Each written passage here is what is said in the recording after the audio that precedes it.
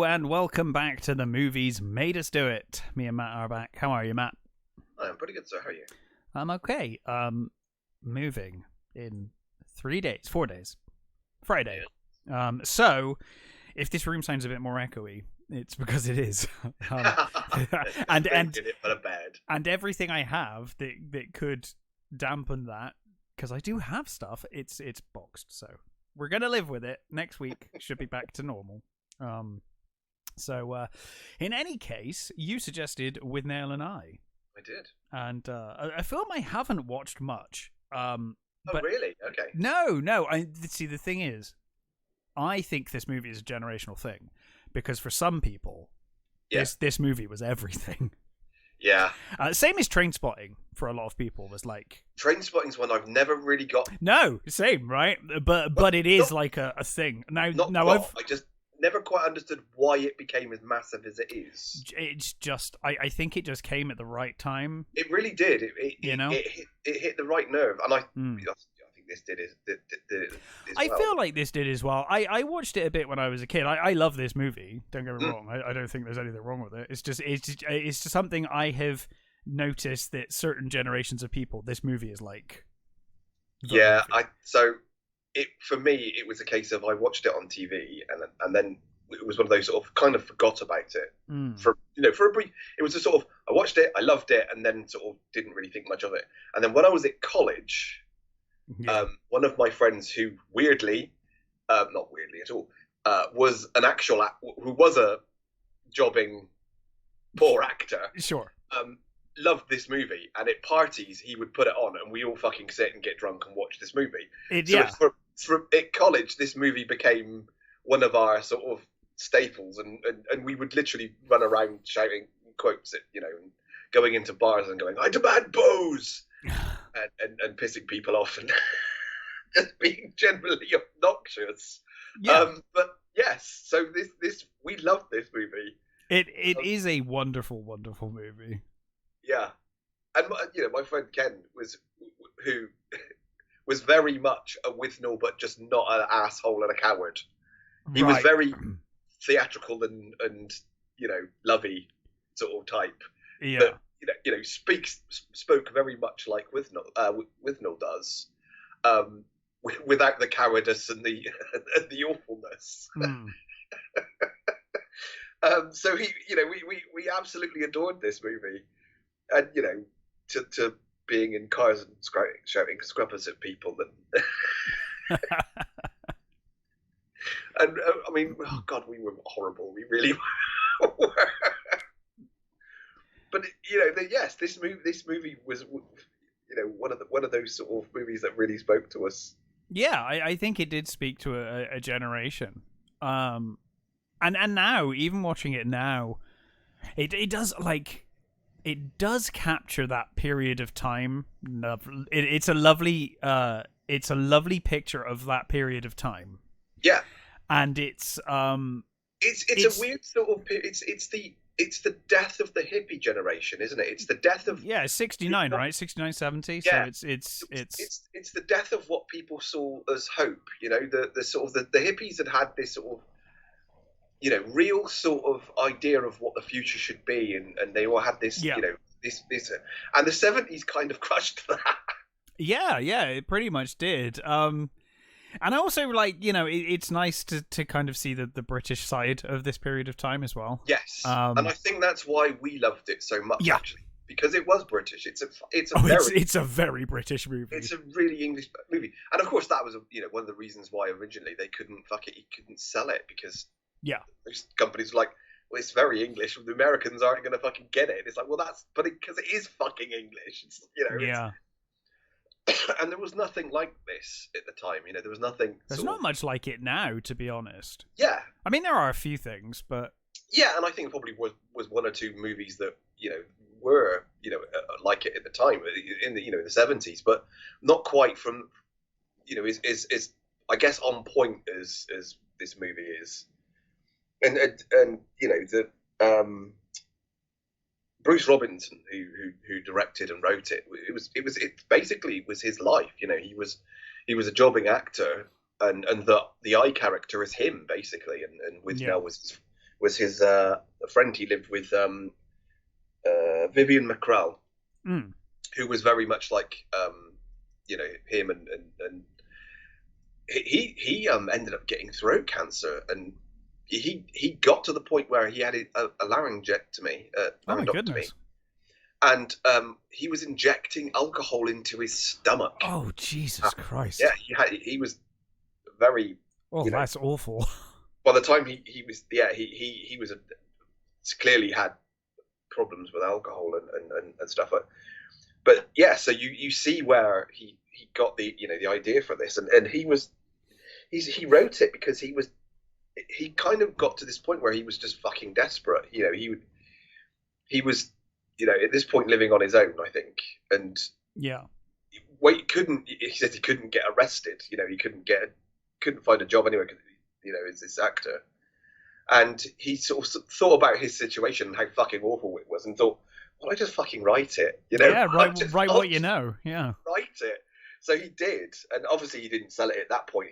He sold it later, but he went on to be a writer, so he became more of a writer than an actor, and I think he pops up in things. Have you ever seen Still Crazy? Yes. The film with it's got a fucking great cast, Bill Nye and Jimmy Nail and Stephen Ray, and he was in that. He was like the Sid Barrett character. Yeah. The one that turns up at the end. They all think spoilers for that movie. They all think, all of them except for I think it's Stephen Ray's character, think he's dead. But he didn't die. He sort of basically gave up his possessions and became a monk, I think, sort of thing. And they find with him, and Bruce Robinson is the actor in that, and I think that was one of his last roles, I think. Yeah. But that was after this movie. He'd already mostly stopped acting by then. But that's a really great, funny movie. I like that. It's very sort of Bill Nye doing his sort of weird Jimmy Page thing. It's a really funny movie. Yeah.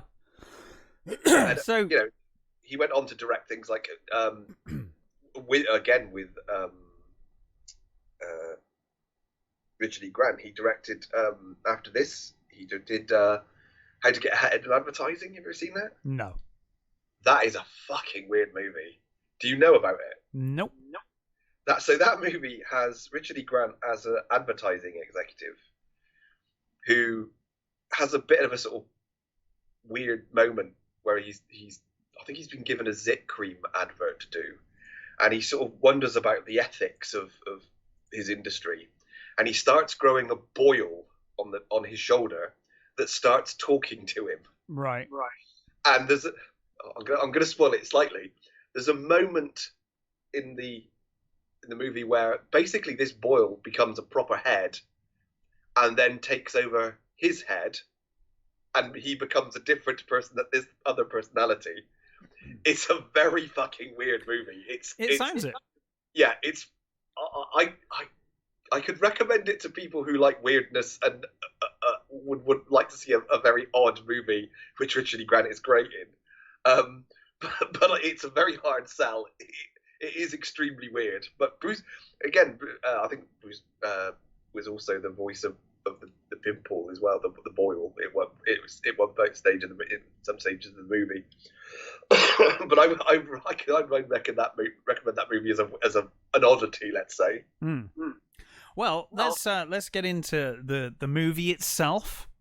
As I said, it's set in initially in Camden, London, 1969 in September. We're introduced to and I. He's Marwood in the screenplay, right? Yeah, he's Marwood. He's listed, but I think some people think is it Peter Marwood, but I don't think his first name's ever really given. No, I think he's only he's basically unnamed all the way through, right? It's only the screenplay that's got him as Marwood. I think he's listed as and I in the credits. He is, yeah. And it's a really you've got this sort of the instrumental version of White Shade of Pale playing. Yes. And it's just him in this awful fucking flat. Oh my god, the kitchen. I mean, they do get to the kitchen as like a point of contention, but it's but him Jesus just Christ, looking like off into space with all the looking like all the weight of the world is on his shoulders. Yeah, as only Paul McGann can. He's you can see even here why they would have looked at him and gone, "Yep, Doctor Who." Yeah. Like he's got that. Like he has the ability to. Yeah. Well, I'll get to a Doctor Who thing in a bit later, but there's a three-way Doctor Who thing going on in this movie. Yes. So yeah, we're introduced to Marwood and also Withnail. Both, as you said previously, both unemployed actors, and they live in this shithole. Yeah. I mean, there's something. It's a very well appointed shithole. It's got books everywhere, and it's got really quite good furniture, and it's not the sort of. I think the real place they lived in was a little more bare, but it's a sort of.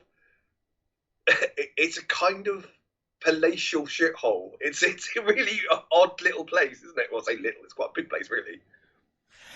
Yeah, it is. It's I don't know. Like you said, they're aspiring actors, and you kind of get the feeling that they're somewhat educated. Yes, like they're readers, and they're yeah, they're both educated. I mean, certain. You almost feel like this is the house that the young ones would live in if it was just Rick. Yes. Do you know what I mean? Like, it would still be a shithole, but there'd be books around, and Yeah. Yeah, I mean, clearly, Withnail is clearly an old Etonian, isn't he? He's or not Etonian, the other one. He's posh, and he's clearly had an education. And I think Marwood is sort of middle class, I think. Yeah. Sort of middle class background who's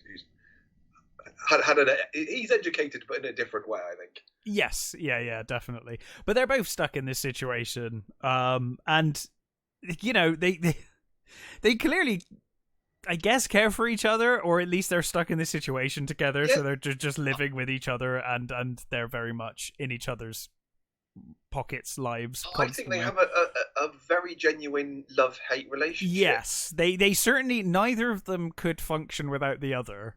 No, and I think they're both aware not at this point, anyway. Certainly not at this point. So we're first introduced to Withnail as he's coming down from like an amphetamine kick, right? I think so.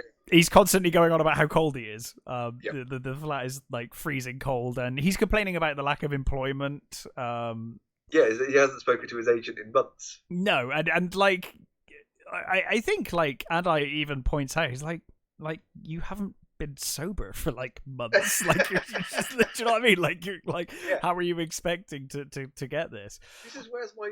He says, "I was promised a cigar commercial. Where's my bloody cigar commercial?" Yeah.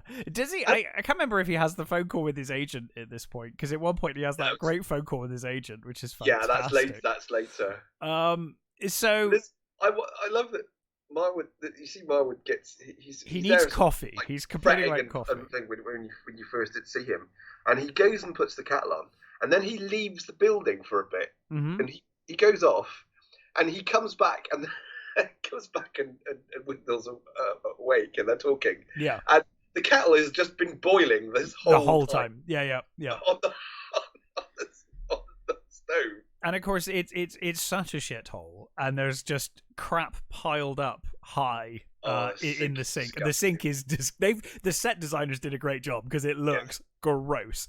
So he uses a bowl for his coffee. He pours hot water into a bowl.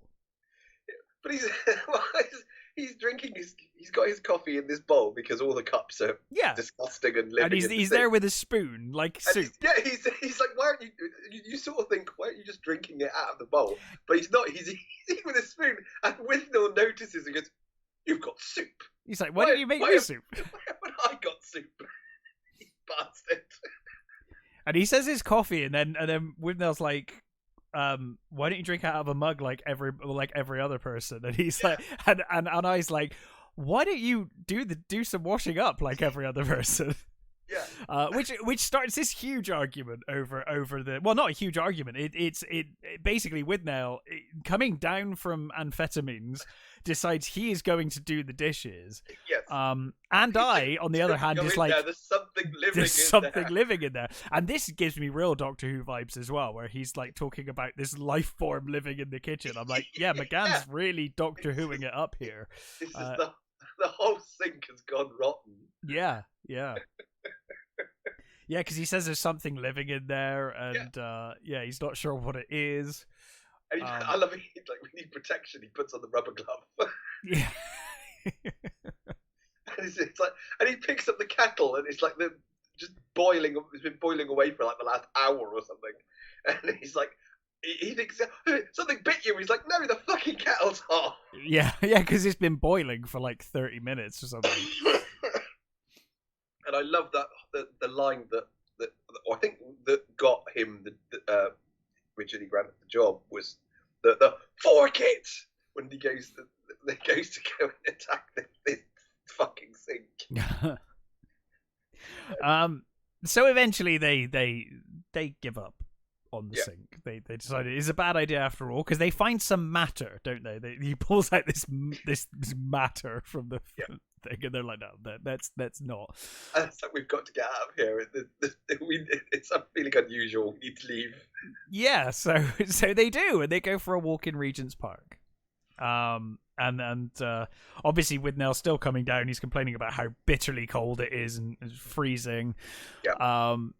And I think it's here that Andai says, suggests we need to get out of this situation for a bit. Yeah. We need to get away. And Withnail says, I'm in the park. I'm fine. Don't worry about it. Yeah, it's like, what the fuck's being out of the city going to do to us? Because we're going to be in the same fucking situation no matter where we are. And he's not wrong. No. He's not wrong about that.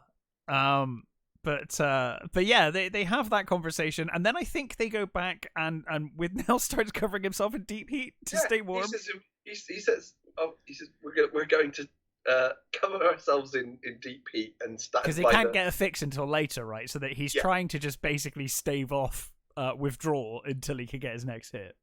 Yeah. So he's going to stay warm with deep heat. And you immediately see, like, here, Withnail's personality and his treatment of others, because he's like, we will go back and use deep heat. He gets back and he's like, oh, there wasn't enough for you, so there's barely anything left. He's covered himself in it. Tube at him. Yeah, and so you immediately know this relationship here. Like, one person is definitely, more open to using the other.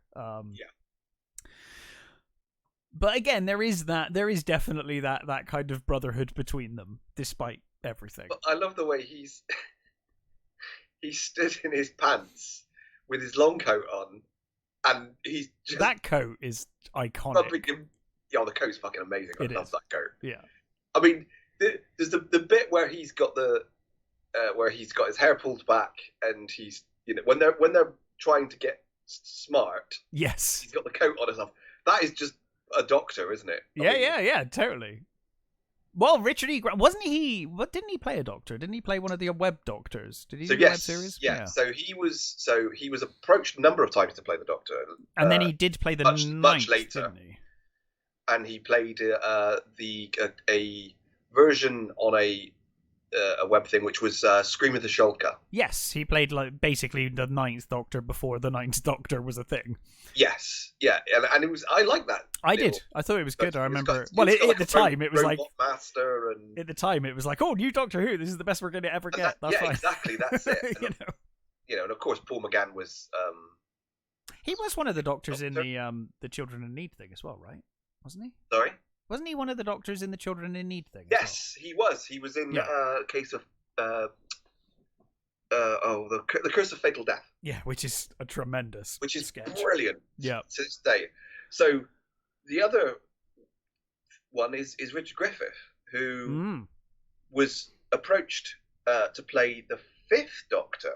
Interesting. That would have been an interesting choice, actually. Yeah, but then later there were plans sort of in place, or plans being talked about, where he would have been the Eighth Doctor.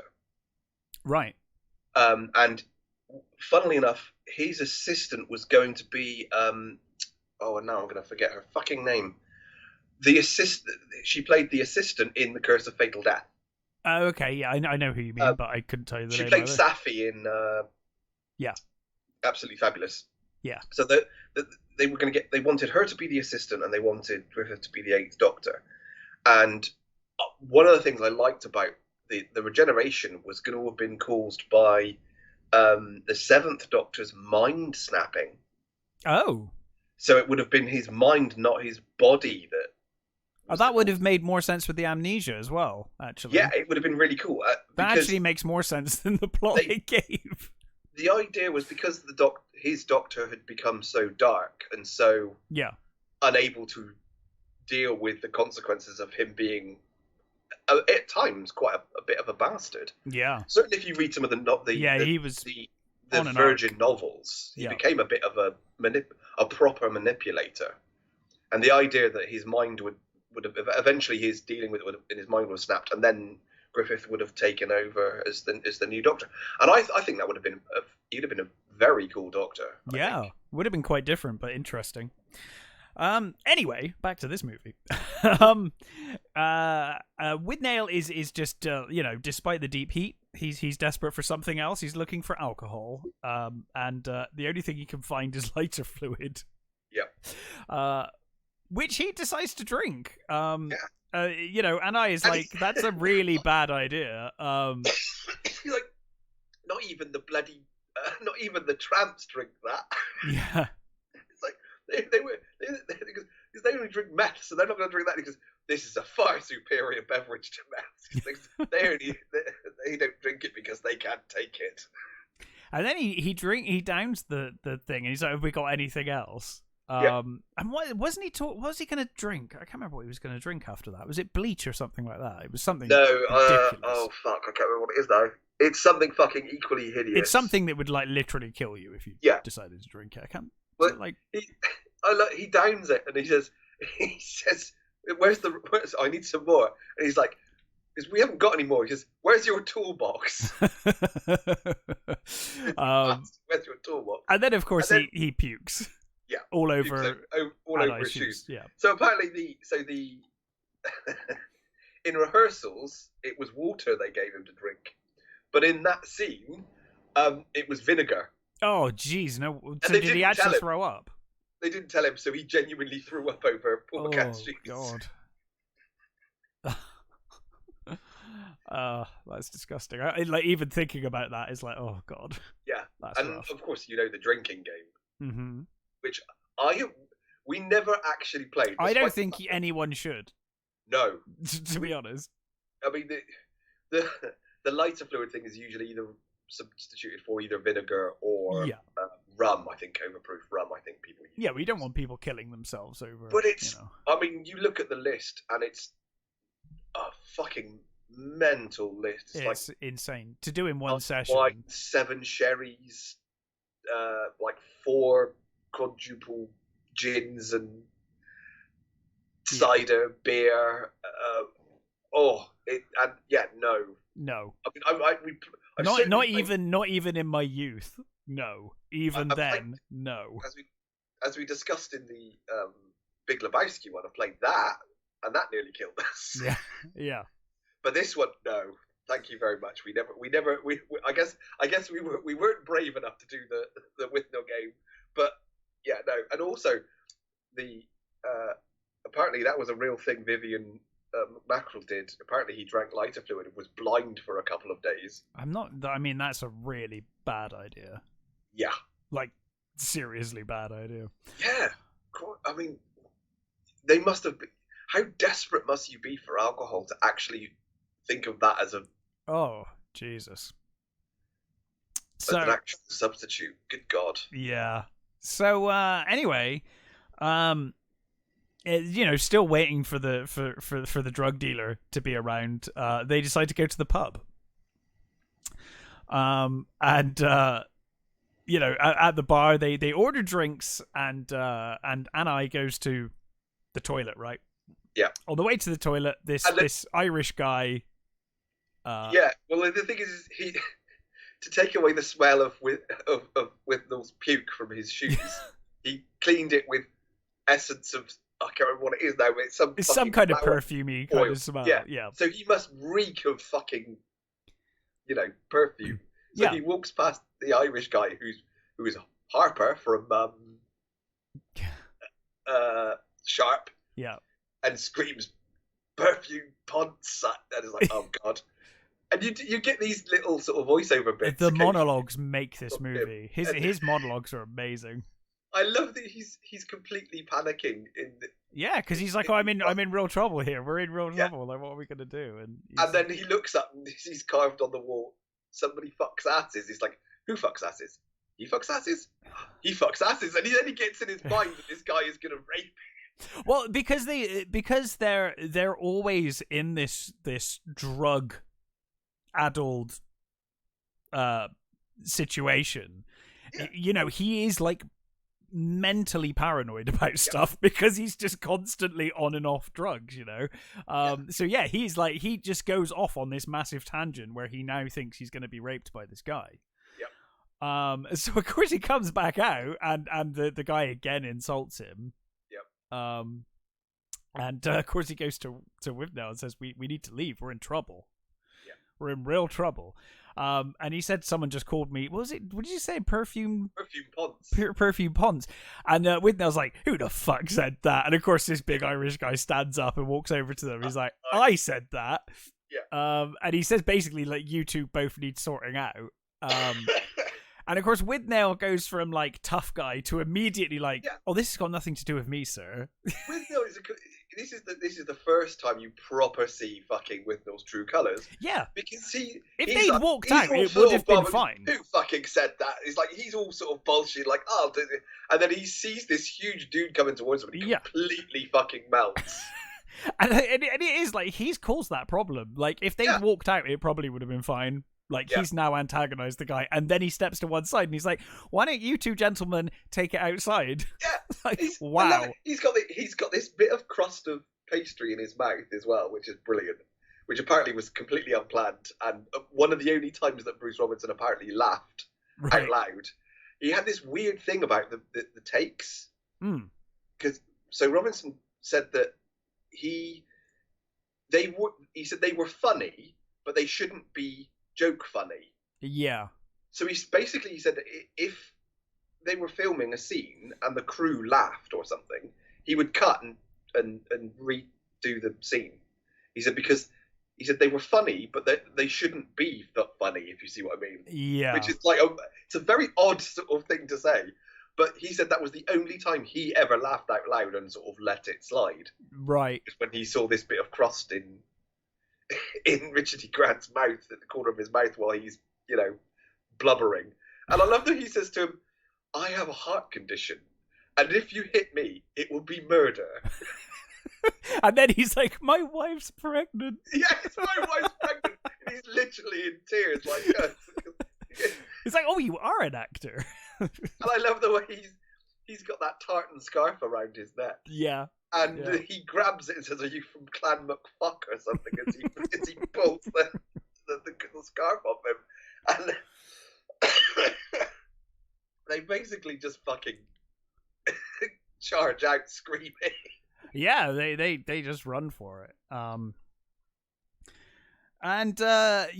So they flee, head home, only to be met by Ralph Brown as Danny. Yeah. Oh no, sorry, no. You get the bit with Anai in the bathtub. Yes, I was going to say he's shaving in the bath, and Withnail comes in with sausage and chips for him. Yeah, he comes in with fish and chips and sausage and chips. And he sits down on the toilet, sort of eating his chips and stuff. Yeah. And he says, I got you a saveloy. And he gives him this sausage. And he throws it sort of back at him. And I love the way he clearly didn't finish that bag of chips that he's got. But he scrunches it up and he sticks it in the toilet. Yeah. And sort of walks away. But before he does that, he does say that what's his face is in the house, isn't it? Danny, yeah. Danny, yeah. And he's like, oh fuck, not Headhunter, and he's like goes off on this thing about Headhunter and how everybody fucking hates him. Yeah. He's this fucking drug dealer who's just fucking nuts. Yeah, I mean, well, yeah. I mean, clearly Mike Myers liked him, but everyone else. Well, I think that's the thing is one of those sort of weird things about this. Well, not weird thing about this movie. It's one of those things about this movie is that I don't know about you, but I've met these people. Oh God, yeah. You know what I mean? I've known these people. 100%. The lunatic drug dealer.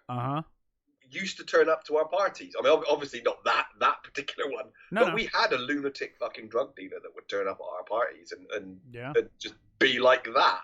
Mm-hmm. You know, he'd threaten you in weird ways. You know, like spiking you, and it's like, okay, I'm just gonna walk away from you now. Okay? I love the back and forth between him and Withnail. When Withnail's like, I could take double anything you could give me, and I was like, oh, this is a really bad idea. Like this guy, he's fucking mental. Going to murder you. Yeah, he's clearly fucking unhinged. You really don't want to try anything that he's going to spike you with. Yeah. It's not a good idea. And in fact, the only thing that stops Withnail from actually taking whatever he gives him is that it was going to cost him £2. Yes, and he's like, no. I mean, he is 69, so is I love that he's got that. He empties his bag out and he takes out this doll. And he's like, this doll has voodoo properties, and he takes the head off, and that's where he's keeping his pills. And he takes out that pill and I love that evil glint in his eye as he puts that pill in between thumb and finger and sort of, you know, threatens it towards Withnail. Yeah. And he says what he sort of goes off on what the chemical is and stuff, and he's like, I can take that, and he's like, this one will cost you £2. He's like, fuck off. Yeah. Now, we should say before that, the reason he has the doll is that he's getting into the toy business, as he says. Oh, God, yes. And he has this prototype invention, which we will see later in the film. I love the thing is, my niece or something has a dog, and it pisses itself, and it's like, oh, okay. Yeah, so we're going to make one that shits itself. Yeah, so we're going to make one that shits itself. My partner is working on the prototype right now. You know? Right. Oh dear. And so he's got this device that he's made out of a fairy liquid bottle and some tubing. Yeah. Which they don't explain at this point, but he says you can have that. It's a prototype and you can have it. Yeah. Yeah. But you know, and I or Marwood, whatever. Yeah. His suggestions of getting away and going on holiday finally get to Withnail to where he's like, okay. He basically says, you know, you're in this sort of roundabout way. He doesn't say it out properly, and he's like, you know, your friend. Phone your friend. Phone that person that you know that's got that place, and he's like, yes, of course I will. I'll phone that. What the fuck are you talking about? Who are you on about? He's your Uncle Monty. He's got a place in the country, hasn't he? It's like, yes. It's like, okay, I'll go and talk to him then. Yeah. And I love that it's the first time you see the Jag, and I love that fucking Jag. It's just so fucked. It's so fucked, but it's such a beautiful car. It is. It's like, oh my God, if you did that car up, it's gorgeous. Yeah, it's got one working windscreen wiper, and not even which like isn't on the driver's side. Not even like one light out, like one light is missing. It's gone. Yeah, it's completely gone. Every panel is dented in some way. Rusting. That seeing that also made me this nostalgic for when we were like, teens at college and stuff, and how my friend had not fucking as beautiful as that, but he had a fucking old banger that used to drive us around in. Yeah. And, the lights wouldn't work properly it had a wonky wheel and stuff. And it sounds weird, but you don't see that anymore. You don't. No, you never. Well, I think they're much more hot on like road MOTs safety, and road safety than they used to be. And you could drive any old crap. And it sounds like a weird thing to get nostalgic of, but you don't see them anymore. You're right. You do not see those old with Beaters. A banger was a wonderful thing because freedom. That mate would get you around everywhere in this piece of shit car, and which would never be fucking road legal now. No, and you're right. Like it's obviously a good thing that we have road safety now. But I agree. I do miss seeing those just piece of shit bangers. Yep. Just going, you're like, yes, good for you. This is his first car, because your first car nowadays, people's first car seems to be, it's like you see people with the kids with their first car, and you're like, that's way too good. Like you're just gonna dent it and crash it. Like, yeah, like when I was a kid, I mean, I didn't ever drive, but you know, if your first car is a piece of shit, that's how it should be. You used to buy a banger because because you were gonna break it anyway. You were gonna And then some people just kept them for as long as possible until they just didn't work anymore. And but yeah, you don't see it anymore. And that was it. You know, and I think in some cases, certainly not, you know, me, but my friend who had the car, he would fucking repair. He learned how to keep that thing going. You know, he learned how to repair it and keep it running enough so that we could get where we were going. I mean, it's stuff like you'd have to, at times the thing wouldn't fucking start, and we'd literally have to all get out and push this fucking thing to get where we were going. Yeah. And and it's a sort of weird, sad thing to sort of be nostalgic about, but it is a sort of something. No, I get it. I get it. Not from the safety perspective, but just from the like seeing those really old knackered cars still going. To be fair, I have no idea how we didn't die most of the fucking time. Well, I mean, people didn't know, did they? You know, no. It's an interesting thing.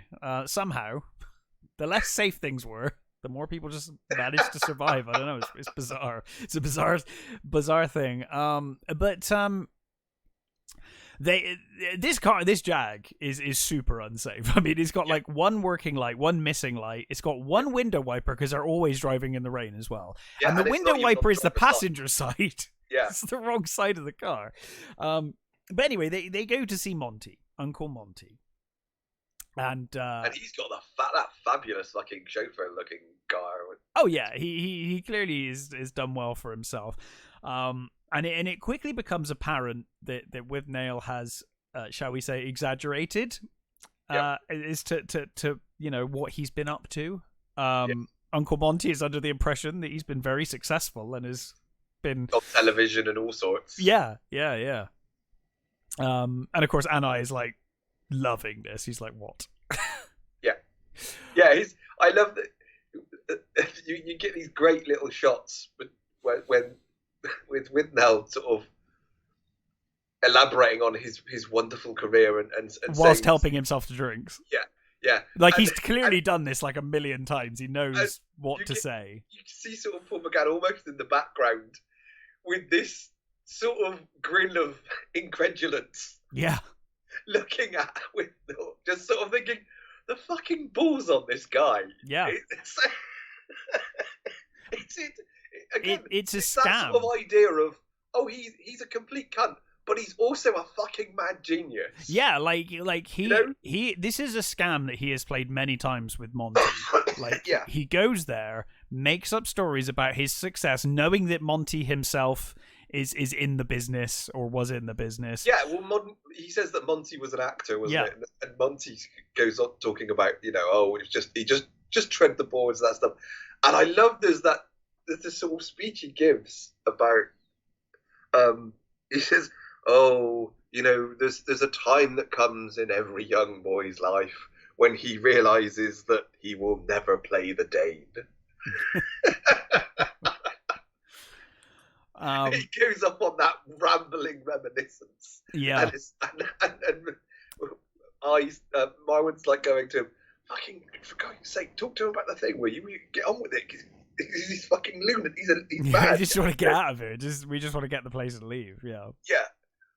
But see, one of the guys at the film company, I can't remember what his bloody name was now. Oh, Dennis O'Brien. So Dennis O'Brien didn't get the fucking movie at all. He didn't think it was funny. He thought it was fucking awful. and he gave him notes on how Uncle Monty should be, and he said he wanted him played as a full-on flaming, like, you know what, like fully out, but it's in the late 60s, like, yeah. You know. And they wanted him as what he said, it was like the limp-wristed sort of, you know, like Mr. Humphreys from, like, overtly out. Yeah, and what he wanted him to be more over the top and stuff, and it's like, no, I think he's played perfect here. I think so too. Because I ultimately just feel really sorry for the way they treat Monty. They treat him like absolute shit. Yes, especially because they're both fully aware that he's homosexual. Yeah. And as we will find out later, yes, not so much Marwood, but Withnail, piece of shit. Absolute piece of shit, the way he treats Monty and the way he's done all of this. He's a complete hideous asshole about what he actually does. Yes, awful.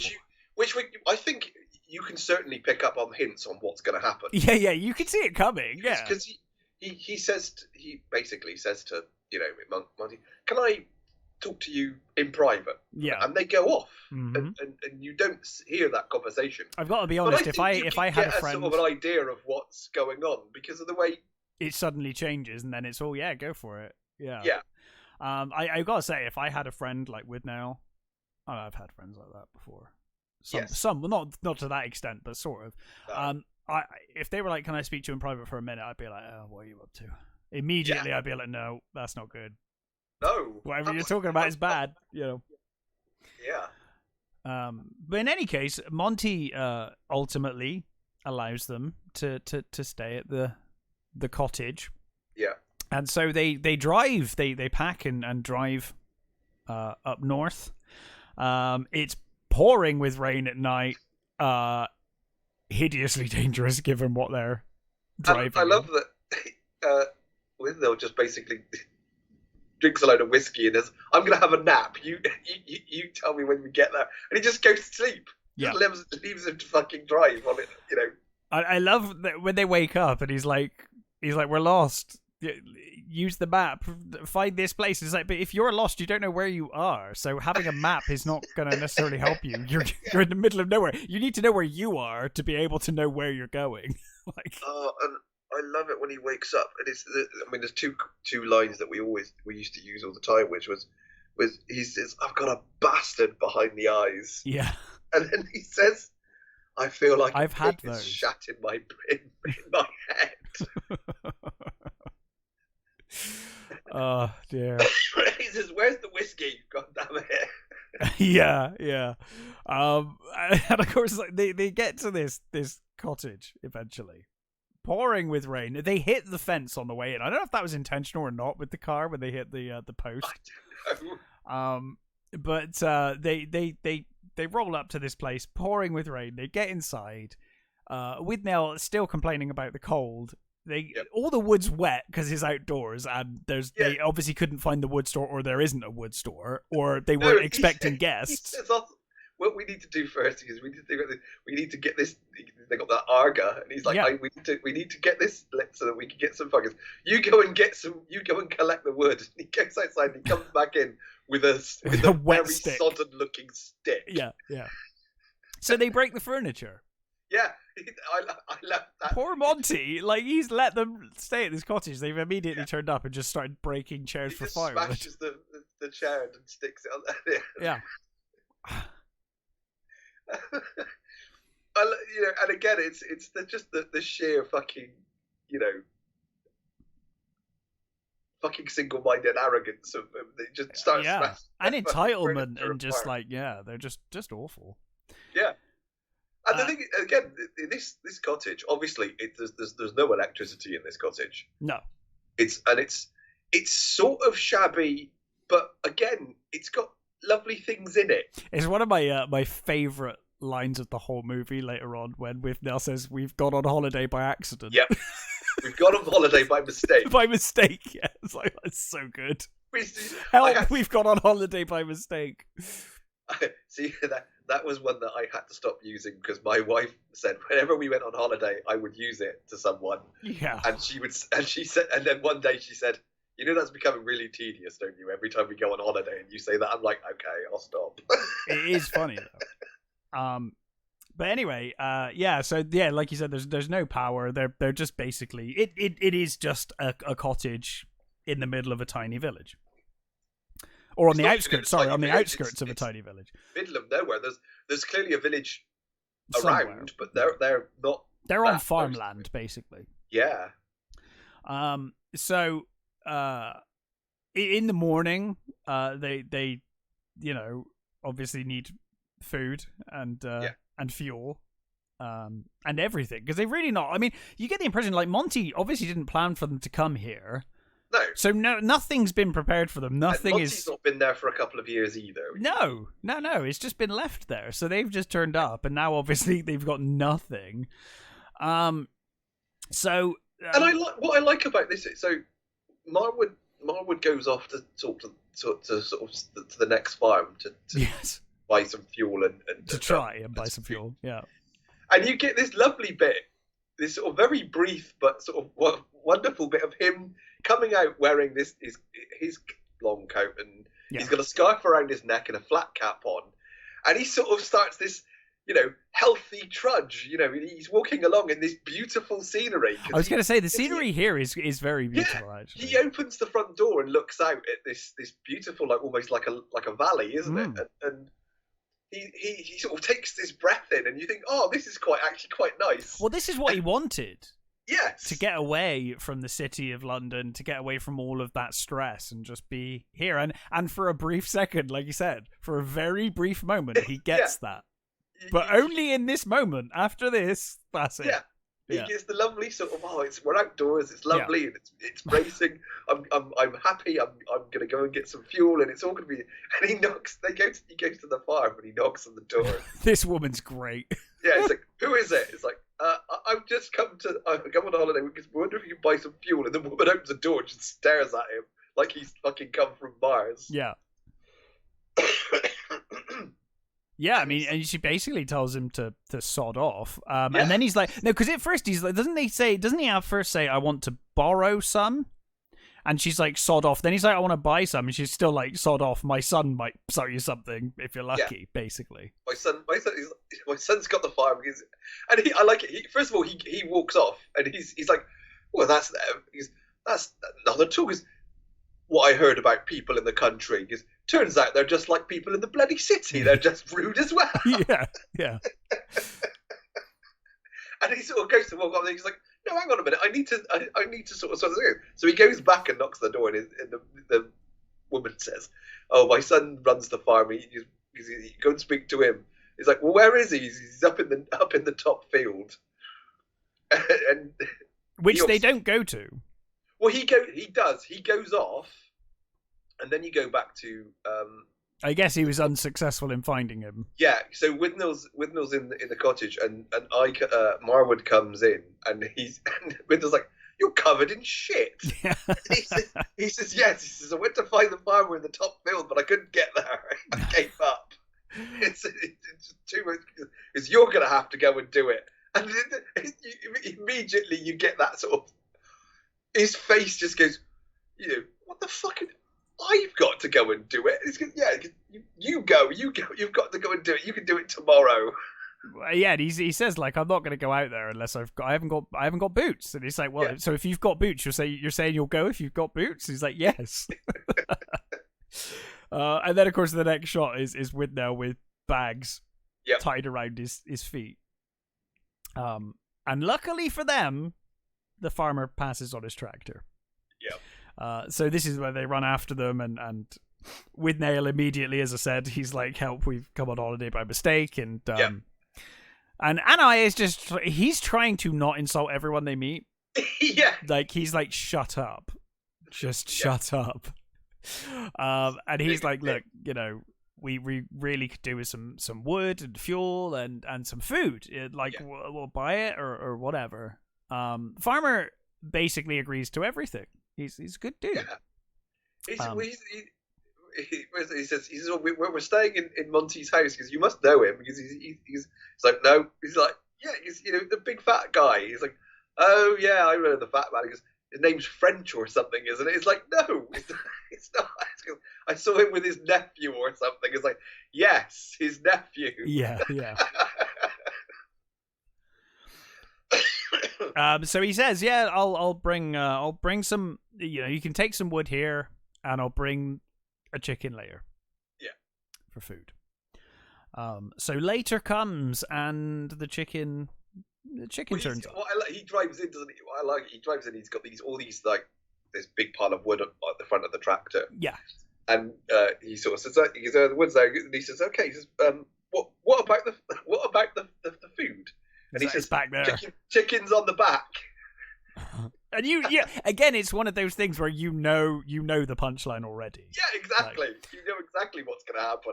But it's still funny. He goes into the kitchen, and he's, I think, Withnail's asleep, I think, isn't he? Yeah. Next to the fire, and he's asleep next to the fire, and he puts this bag down on the table, and he takes.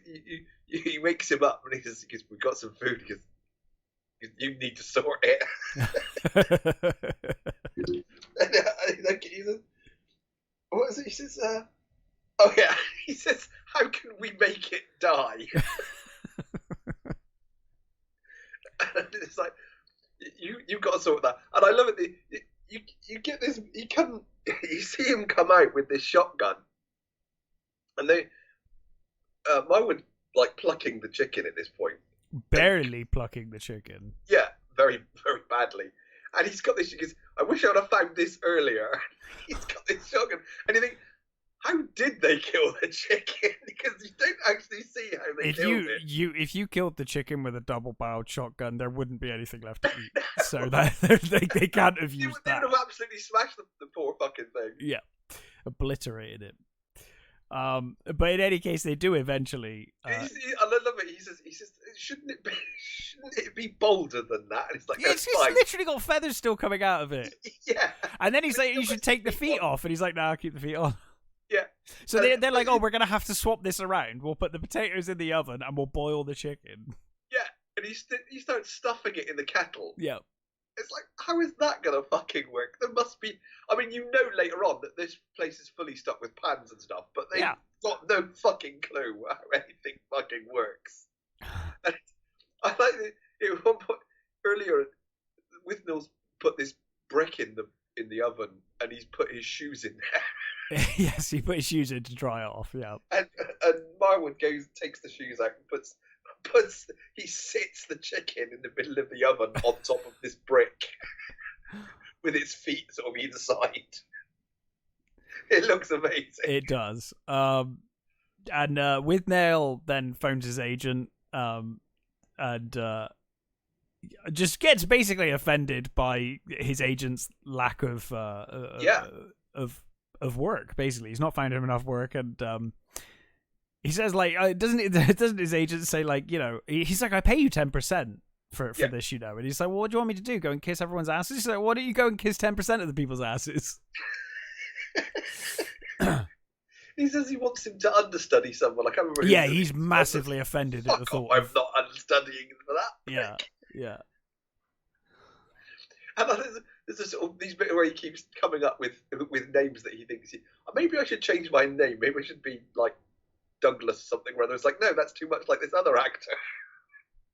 Yeah, because doesn't he, as they're walking, he's like, what do you think about, I don't know what the name is, like Douglas Vanderhill? And he's like, Douglas something, isn't he's like, in regards to what? And he's like, in regards to changing my name. Yeah.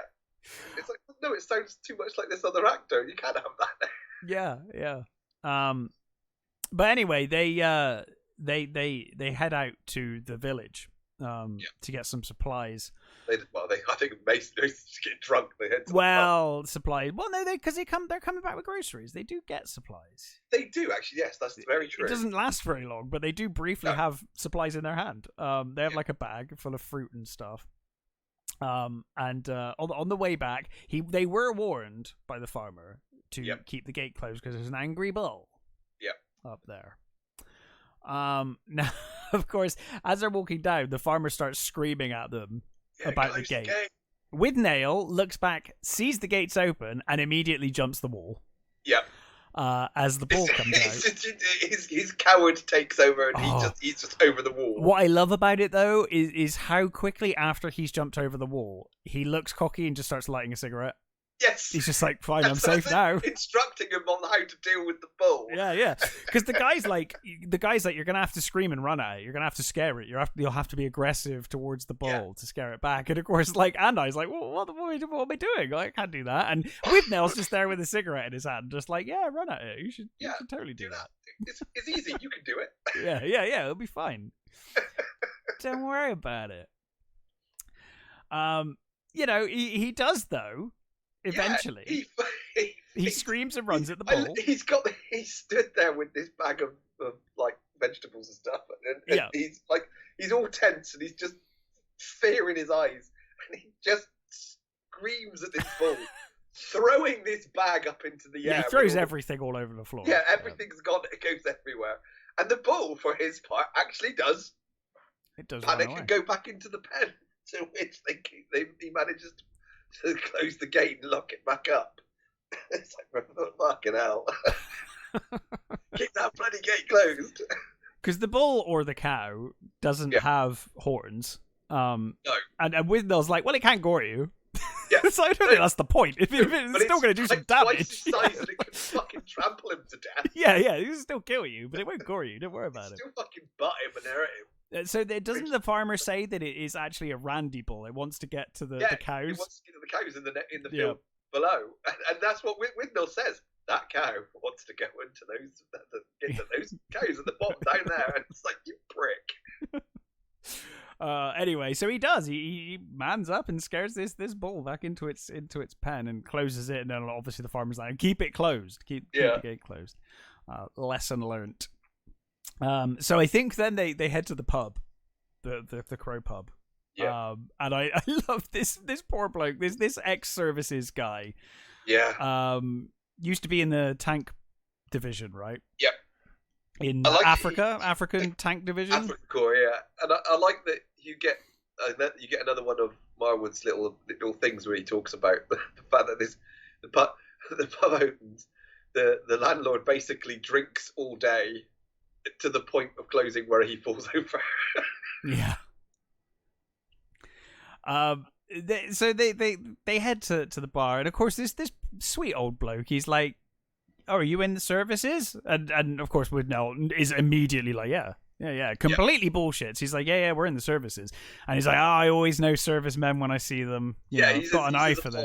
He says he was in the territorials and stuff, and then he says, so it's in the service. He says, Ireland. No, because he says, I suppose you. He says, I suppose you guys haven't seen any service, and he says Ireland. He's like, oh wow, okay, and he's like, drinks are on me. It'd be my pleasure, Yeah, it's like, you prick. Yeah, absolute asshole. And he said he says, what are you doing up here? And he says that they're journalists. Yeah. He says we're here winding up this fucking massive bullshit tale of. We're working on this piece for is it Country Life or Country something? Life, yeah, I think it is something like that. Country we're here, looking at all sorts of farming types and things, all sorts of tinkers, all that sort of thing, and of course the landlord's like, you should speak to what's his bloody name? It's the Michael Elphick character. Is it Jake? Hang on. Yeah, it is Jake. Jake, yeah. He says, you should speak to Jake. He says he's the local poacher. He says, hush, hush, Hush, hush, but I'm just telling everyone at this bar. Yeah, exactly, yeah. Hush, hush. But everyone in the area knows, right? Yeah. And then, obviously, some time passes and the sort of pub's pretty much empty except for those two. Yeah. Fucking wankers. Of course, still going, yeah. Yeah, still wankered in the fireplace. This poacher is amazing. When he comes to the bar with an eel in his trousers, it's still alive. Yeah. So he takes it and smashes his head into the bar. Landlord's completely wasted. Oh yeah. And he does call time. He does. Don't they ask for like doubles or something? He's like, it's time, and he's like, all right, we'll have a pint and 2 shots. Yeah, and then the as he's just called time, the poacher comes in. And fishes this eel out of his trousers, which is still alive, and just smashes his head on the bar to kill it. Yeah, but what he does first is he comes to the door, and the landlord sort of jumps back away from him. Yeah. It's like, the landlord's clearly fucking petrified of this dude. And he basically, he reaches over the bar, gets a glass, and pours himself a pint over the bar. Yeah. And then he does the thing with the fucking eel. And again, you get the initial thing with Withnail, again, being like... cocky, overconfident. Fucking bravado going over and like, hey, I'd like one of your eels. I can see it's in your trousers. It's got no eels. Yeah, he says there's nothing down there, nothing for you anyway. Yeah. Yeah. Then he says, look, I might find a hare for you later. And he says, hare? I want a pheasant. He's like, we haven't got any pheasants. No birds. No birds. And of course he's sort of, again, he's really antagonistic towards this guy until the guy like stands up for himself. That is like, yeah, no, I know where you. I know where you are. He's like, you don't even know where we live. He's like, I know where you are. Like, no, I know exactly where you are. And then Withnail's terrified. He's like, oh god. Yeah, he's like, I've seen you poncing around in that house out there. I know where you are. And he's like, I've been watching you. Yeah, immediately, fucking Withnail starts retracting everything. Yeah, and just like, no, we're fine. It's okay. So. Yeah, and they leave, and Withnail, I mean Marwood as well, but Withnail for sure is properly paranoid. This guy's going to turn up and murder them. Yeah, because I like that when he's leaving, it's a phrase that I've heard before, was the whole "you want working on, boy." Yeah, yeah. You used to get that when you go into sort of like unfamiliar pubs. You know, bunch of metlers would walk into an unfamiliar pub, like we used to say, it's like fucking walking into the Slaughtered Lamb in fucking, in American Werewolf. You'd walk in and everybody would go quiet, and there'd always be some fucking twat who'd shout something out at you. And "you want working on, boy" was one I definitely fucking heard.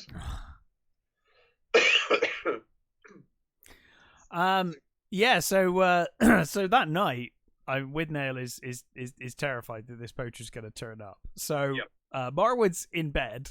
He's got the fucking shotgun out. He's like loading the shotgun. He's loaded the shotgun. He then gets Withnail goes into Marwood's room while he's asleep, and wakes him up and basically starts getting in bed with him, because he's like I want to be safe. And then Marwood's like, well, if you're in here, I'm going to go in your room. He's like, well, then I'll have to come with you. And then Marwood even gives him that much. He's like, fine, but you're not leaving the shotgun in the bed as well. And he's like, but we need the shotgun. We can't, he's going to kill us in our sleep. And he's like, if he kills one of us, it'll be much easier to kill the other. Yeah. And then of course they hear. Well, the shotgun goes off. Oh yeah, they shoot the ceiling, don't they? Yeah. He's like, you fucking prick! You fucking killed us. He chucks the shotgun away. Yeah. And then of course they hear the noise. Yeah. They think obviously it's the poacher. So they hide in the bed. Until they realize that it's Monty. Yeah, I love it. Monty, you fucking cunt. But of course, this all plays into Withnail's lie as well. Fuel for fucking Monty. Yeah, well, it plays perfectly. They're both in bed together. It's like it plays perfectly into his lie, like accidentally in this case. This is not something that Withnail planned for, but this actually turned out to be perfect for his lie. So I like it in the next morning when he's downstairs and they're talking about. Well, I guess. He says, he says, you must have broken the window to get in. He says, no. He said, I just jimmied it open. I know it. There was an empty bottle on the windowsill that broke when I came through. So which is why they thought he broke the window. Yeah. Yeah. The next morning, like Monty is clearly enamored with Marwood. Yep. Like, it doesn't hide it, obviously, because he believes Marwood is homosexual too, and he thinks he's onto something here. Marwood's obviously very uncomfortable but because he's completely unaware of what Withnail has said. Yep. And it's the first. Well, you've seen it briefly when they were in the first pub, but Marwood's got this grin that he's this sort of panicked grin that he uses whenever he's sort of. He grins all the time. Yeah, whenever he's nervous, he grins. Yeah. And so Monty's misreading it completely. Yeah, he's just got this constant fucking rictus grin on his face all the time. Yeah. And Monty's totally sort of like, he's busying himself around the place. He's making breakfast. He's making breakfast, and he's trying to sort their lives out, quite frankly. Yeah. And Marwood's now like, we should go back to London. We should get out of here and go back to London. But now Withnail's like, oh no, I'm enjoying myself. I want to stay now. Yeah, he's brought, Monty's brought a load of booze with him. Yeah, exactly. He's like, oh, because later on he says like Monty's got an excellent wine cellar. He's got an excellent cellar. Yeah. He's got wine. So now he doesn't want to leave. Monty sees the Wellington boots made of shopping bags. Yeah. And it's like, what are those? And they're like, oh, we forgot to bring Wellingtons. And of course Monty's like, you've been here, you poor souls, you've been here all this time without Wellingtons. He's like, well, I'll take you into town and we'll get you some proper rubber boots. And so they do. They're taken into town by Monty, who gives them money to buy boots.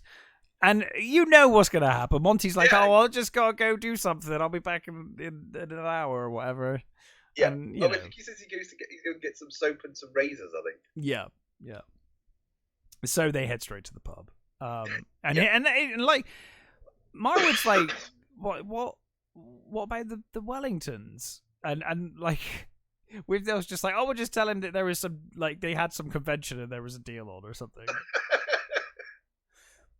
So they go in the pub and I can't remember what they order. It's a ridiculous amount of drink because they've got to do it fast, right?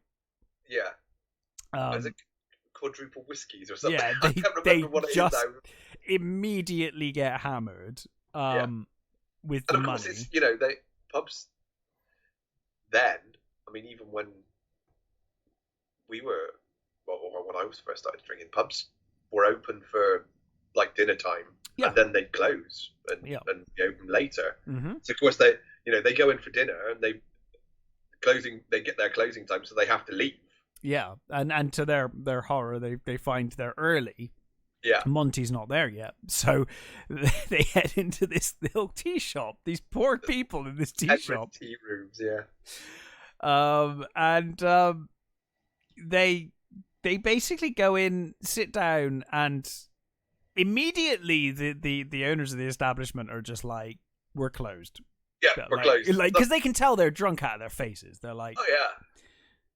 Clearly they're not closed. The place is packed full of customers. But they're like, no, we're closing. Get out. And they refuse. Marwood initially tries to kind of sell them on the idea. No, it's Withnail who's like, oh, we're actors. We're here for making a film, and we might want to film in here. And we're looking for locations. Yeah. And you can see Withnail can tell that all of these older people in this place, none of them are a threat to him. So now he can be a bully. Yeah. And now he is a bully.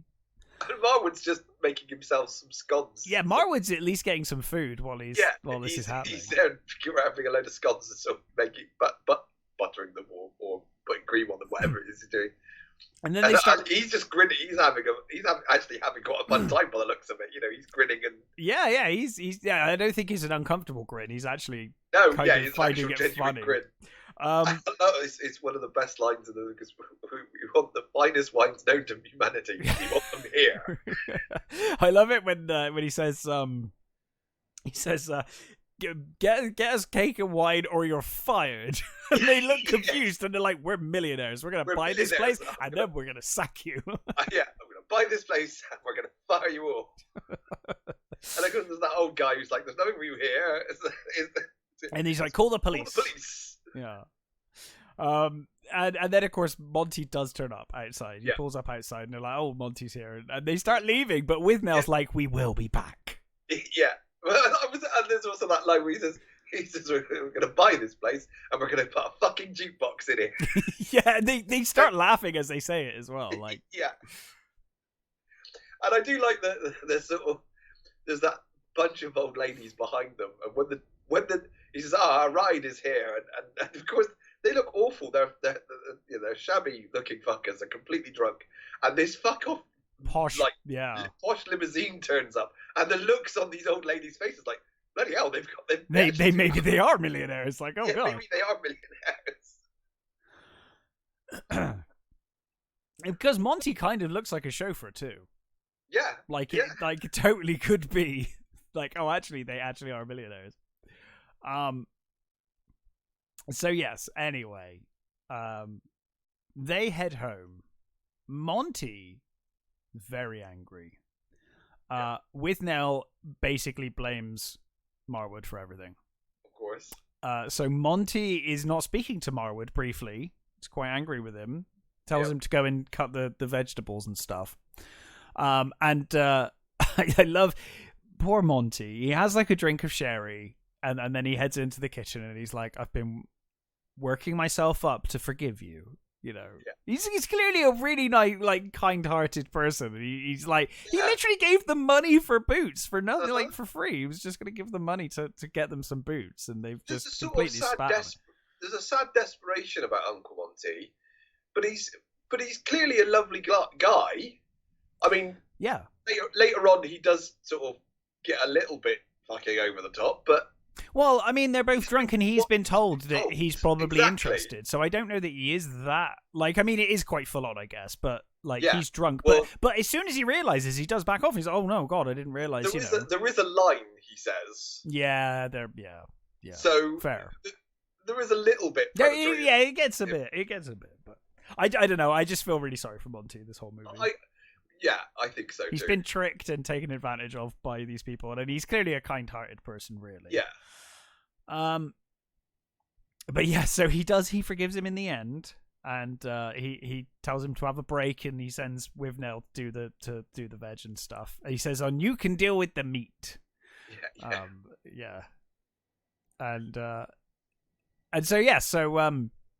so he's forgiven. But again, it just shows Withnail immediately blamed Marwood for this. Yeah. Even though it was actually Withnail that did it. I mean, Marwood went along with it, but yeah, of course, he's not completely, not to blame. No, he's not blameless, but he's not 100% to blame. It wasn't his suggestion. But yeah, so they have dinner. Monty continues flirting with Marwood. It becomes more overt the more drunk he's getting, that he's clearly interested in Marwood. I would just keep saying, we need to go. We need to pack up and leave. Well, and he also makes Withnail promise that he can stay in the room with the lock on the door. Yeah. He's like, I'll stay in that room. I'll stay in your room because it's got the lock, and you'll stay in my room, and he'll stay down here. That's the only way I'm staying. Otherwise, I'm going back to London. But they end up playing cards as well, don't they? Yes, with bottle tops and. And I still have no idea what they actually say, but there's a moment where Withnail and Monty are speaking to each other in Latin. I'm not. My Latin's awful. Clearly, Marwood has no idea what's going on, but they're there grinning, and Richard E. Grant has got a fucking devilish grin. Yeah.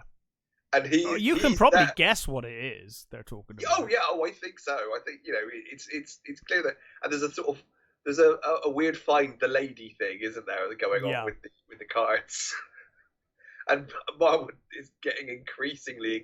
I mean, the levels of uncomfortable is just rocketing at this point. They're completely sky high. Yeah. So of course, Withnail. I think I'm going to give him the benefit of the doubt and say that he genuinely passes out. He doesn't fake passing out for this situation. I think he genuinely does pass out. Yeah, at this point they have drunk quite a lot. Yes, yeah. So of course they say, well, look, you have to take Withnail upstairs and put him in his room. Yeah.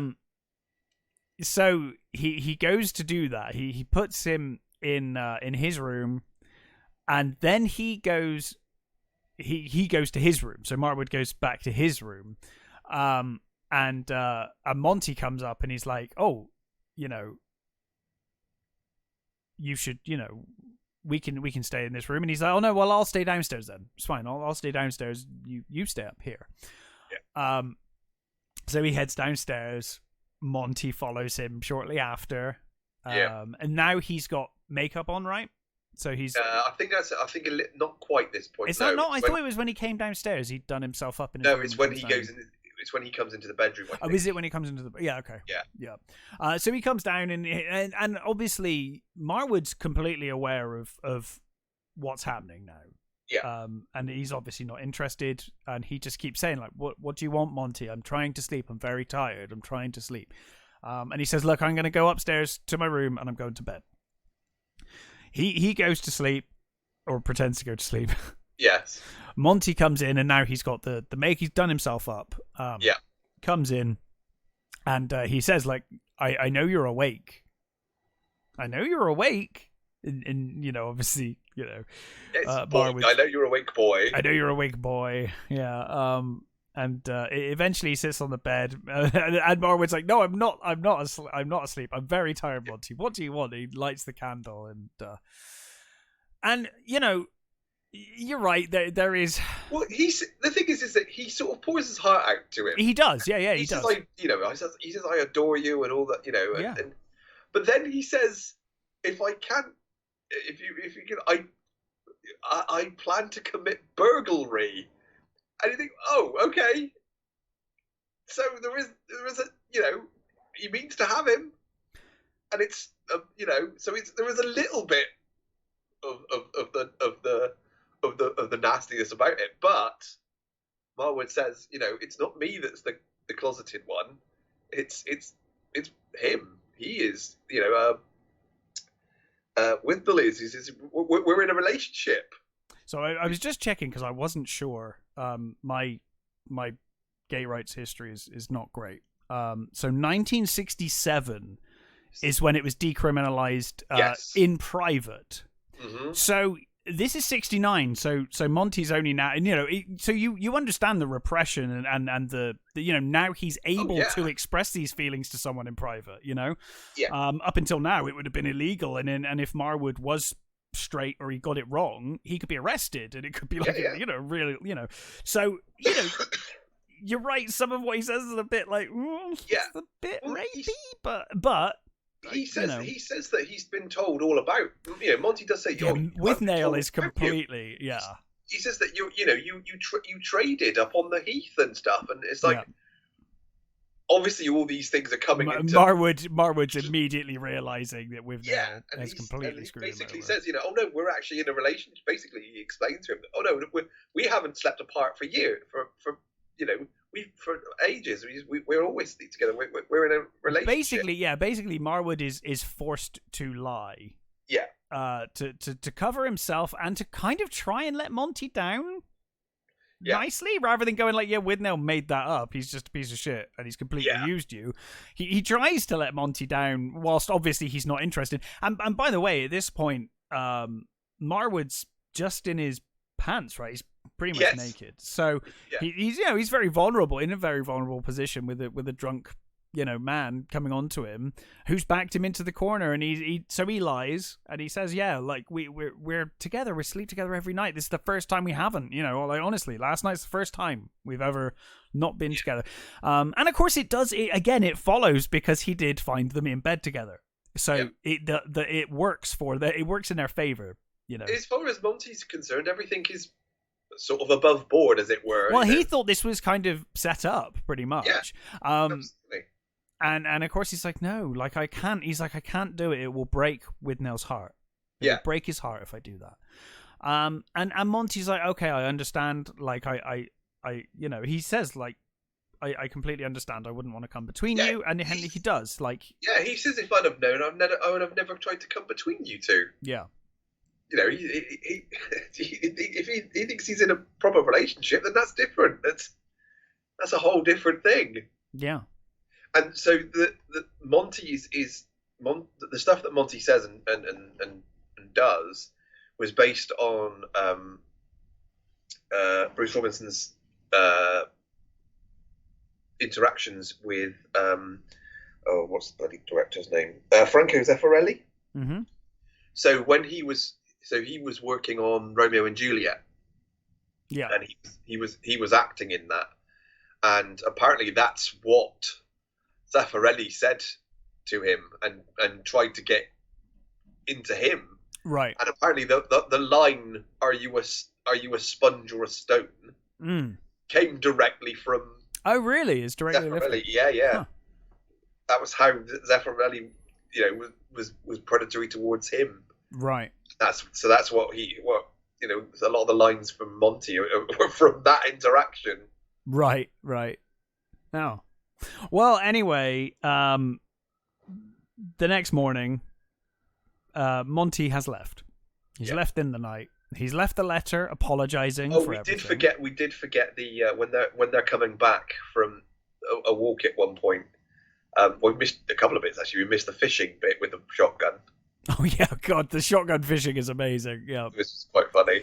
But we also missed the bit with where they come back to the house, and they noticed that the poacher. He's left the rabbit, the hare. Because they're spying on him a couple of times. They see the poacher around the house, don't they? Yeah, and when they get to he goes off, and when they get to the door, there's a rabbit nailed up, and a note.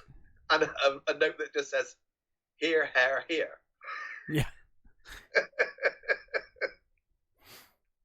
And again, it's the thing with fucking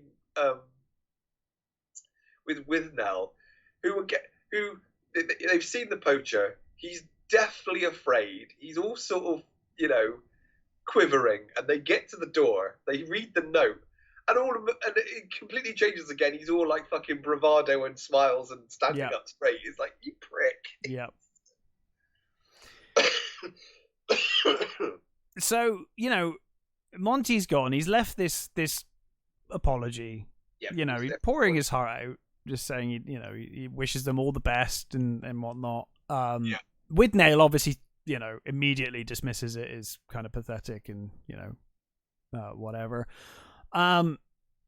He says to Marwood, he's like, "Oh, I didn't think he'd actually turn up." Yeah, and it's like, you must have known he was going to turn up. Like you basically tricked this lonely guy into thinking he could have had something here with this guy, a guy that he was really attracted to. He was almost certainly going to turn up at some point. Like, let's be honest, Withnail knew what he was doing. He just wanted to go and have a boozy weekend. I would disagree with that, because I don't think he thinks that far ahead. Maybe not. Maybe not. I think he's so fucking self-absorbed. True. He's just thinking. He doesn't think any ahead. consequences to his lies. True. Maybe you're right. Yeah. So I think he just thought it was a throwaway thing. He'd just throw it out there. Yeah. Nothing else would come of it. Okay. Yeah. No. I could see that. But this is somewhat broken up because there's a knock at the door. Yeah. And there's a telegram. Marwood has an audition.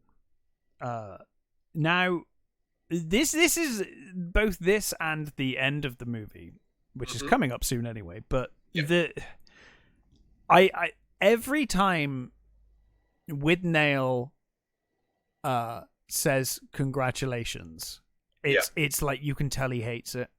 Yeah. Like he's like, congratulations or well done to his friend, but he says it through his teeth, and because it's not him. It's not him. He needs to be the center of attention, and you can see that he's like pretending to be happy for his friend, but he's really not. But yeah, so he's like, well, we have to get back to London now. Like, I've got this audition. I need to get back. And of course, at first, Withnail's. It's like I need at least an hour for lunch. He's like, I need an hour for lunch. Yeah. So they head off. Again, the heavens open. It's pouring with rain again. And I love it. You've got Marwood driving, and you've got Withnail with this whole like meal in front of him in the drive and a bottle of wine, seat and a bottle. Yeah. So what's that then? He's finishing his lunch. God damn it. Yeah. He's gonna have his lunch on the way, and of course he's reading instructions out to Marwood. Marwood says like he is like absolutely exhausted. He's like, I need to pull over and fix this wiper in a minute. I guess swap it over so that it's on the right side at least. And he's like, and I need to get some sleep. Now I think what happened is they must have pulled over, and he thought he'd get like a bit of sleep, and then they'd continue on later. But of course, Marwood wakes up to Withnail driving like a maniac to like Voodoo Child. Is it Voodoo Child at this point? Yes. I don't know if he's playing on the stereo or whether it's just the soundtrack for the scene, but it works really well anyway. He wakes up. I'm never sure which one. I think it is probably just on the soundtrack, but it's. I only think that because it stops very suddenly when the door opens and whatnot, and it's like So I think it might have been the soundtrack, but either way, he wakes up and that's the other thing we should actually mention. The fucking soundtrack on this is amazing. Yes, it's used sparingly, but it's very good. And I think they got not into trouble, but I think they had trouble trying to get. I think later on with videos and stuff, I think they had a bit of trouble trying to keep those tracks. I imagine so. Because I think I'm not sure the Hendrix estate were happy that those tracks had been used in this movie. Right. But yeah, they managed. I think they managed to keep them. Eventually, thankfully. Withnail is making time, as he says. Yes, driving. That's what he keeps saying. Yeah. What the fuck are you doing? He's like, I'm making time. And to be fair, and he's completely bollocksed. Oh god, he's drunk out of his face, swerving in between traffic like a maniac. But there is a moment where Marwood's kind of impressed because he's like, "Where are we?" And he's like, "We're just outside of London." And you see that moment of Marwood's like, "Oh, actually, like you're driving. You might kill us, but you have almost got us to London." But then, of course, he pulls in front of a police van. Yeah. Truck thing. Yeah, the police van. Which obviously immediately starts pulling them over. The police van pulls in front of them. The two policemen come out. They see this absolute piece of shit car. And they approach. He knocks on the window, opens the door, and immediately sees like a full roast meal and a bottle of wine. And Withnail's like, "That's not mine. That's my friend's back there." And he says, "You're drunk." He says, "Officers, I've only had a few ales." Yeah, I've only had a few ales. He's like, "Get out of the car." Blowing. We said earlier on. We forgot as well. When they're driving to the place, and you get that bit with where he shouts out "Scrubbers." Oh yeah. At the schoolgirls. Yeah. And he says, "We need a small child." And I was like, "What the fuck for?" Because we need it. We need clean piss. Yeah. And he doesn't really completely explain, but you kind of get the gist. Yeah. Of what they are going to give it. We also get that bit where they drive past the accident black spot. Yes. And he says, "There are no accidents. This is not an accident, black spot. There are no accidents. People are just throwing themselves into the road." And they go past that bloke, and he goes, "Yes, throw yourself into the road." So they ask him if he wants to basically do a breath test, so like breathe into this. He does earlier on explain that the rights are that you have to you don't take the test, you don't do anything else, because you just say that you need to. You're willing to give a urine sample. Yeah, because it buys you the time. Yeah. So of course he refuses, and this other policeman just screams, "Get in the van!" Oh, I love it! Get in the back of the van!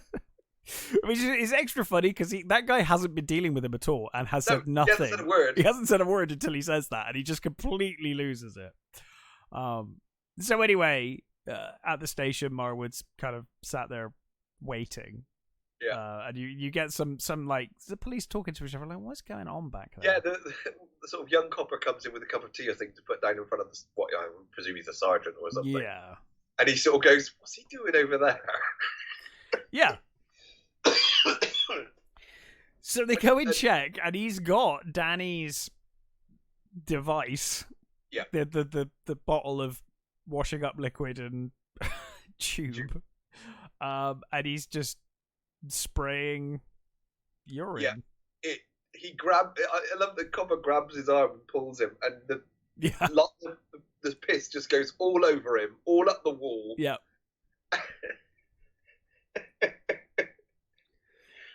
And I love this is what I love. One of the things I love about this movie is this was Richard E. Grant's first proper movie. Yeah. And he's so wonderful in it. He's brilliant. He's fantastic. It made me a lifelong fan of Richard E. Grant. Yes. Yeah, he's tremendous. And the expression on his face is totally Stan Laurel. He's got that, like, what, me, officer, look on his face. It's like, what? I haven't done anything wrong, sort of thing. Yeah, absolutely. Brilliant. Absolutely brilliant. Yeah, so, despite this, they do get released. Despite faking this, because I would have imagined that was probably enough to get you a night in the cells. Honestly, I thought, I think that would, pissing on an officer would probably get you a night in the cells. And trying to fake a urine test and stuff. I mean, maybe they do stay the night. It seems like they just get released that day, but maybe he stayed the night or something. I don't know. Yeah. But anyway, they head back to their flat, and I love as they come in. They're like looking through the mail as they get to the bottom of the stairs, and they're like, "Where are our checks?" And he's like, "We forgot to sign on, remember?" And he's like, "Well, that doesn't explain like last week. We still should have got a check for last week." Yeah. They come up the stairs and just open the door to this guy having a bath. Like, there's music playing, and they open the bathroom door, and there's the biggest dude. He's just having a bath, and it's how calm he looks. He just looks at them like, "What?" Yeah. like he's not even like surprised. He's just like, "What?" And so they end up heading upstairs, and of course they find Danny in Marwood's bed. In Marwood's bed. Marwood's like, "Get the fuck up, get out! I want to get in there." Yeah, and he's a little bit racist, but you know, very racist. Language of the time and whatnot. But yes, exactly, that's it. It's 60s. But in any case, he's like, you know, what is this guy doing downstairs? You know. And basically, he's like, how did you even get in here? And he's like, I used my agility or something, doesn't he? He's like, I shimmied up the drain. Yeah, he's like, I used my agility. I climbed up the drain pipe. The guy's called Presuming Ed. Yes, Presuming Ed. So they end up in the living room, and Danny starts making. I can't remember what he calls this joint. It's the carrot. It looks like a carrot. The Campbell carrot. That's right. This ridiculous joint. Yeah.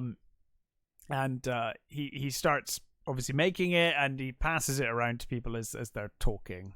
Marwood comes in with good news. He's like, they're like, "Hey, did you get the part?" And he's like, "No, I've been offered a different part. I've been offered leading role." And you could tell Withnail is just. I think the thing is that I think there is a sort of there's a little bit of like happiness for his friend. That he's kind of happy for his friend, but I think overall it's more of a why isn't it me? I think there's like why isn't it me, and also actually if he gets some money in, this could benefit me. There's like an element of like I could use him some more. Yeah, you know. But he says it's not here; it's in Manchester. He's got to move to Manchester. Yeah, well, and then of course Danny points out that won't be a problem. He keeps talking about the rats as well. The rat problem. The rats. You got rats the size of dog. Yeah, and he's like, maybe it was a dog. Downstairs have a dog, and he was like, well, does the dog live in the oven? It's like, no. He's like, well, it's probably not a dog then. And he just says they're probably all dead now anyway. It's like, what? I dosed them.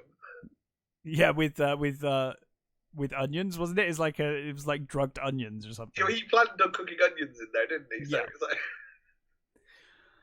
like... So anyway, he basically lets slip that they're getting evicted. Yeah, he said there was a bold guy looking for you, and he said, you owed them like 280 quid or something like that. Yeah. you're basically going to get evicted. But they're all smoking this joint. He's talking about papers. Yes. He's like, what fucking papers? You know, the papers, I've been through them all. They can't do that. It's not legal. And he's like, what the fuck are you talking about? And he opens his bag again. He pulls out all this shit. All the documents, yeah. And the pay packets as well.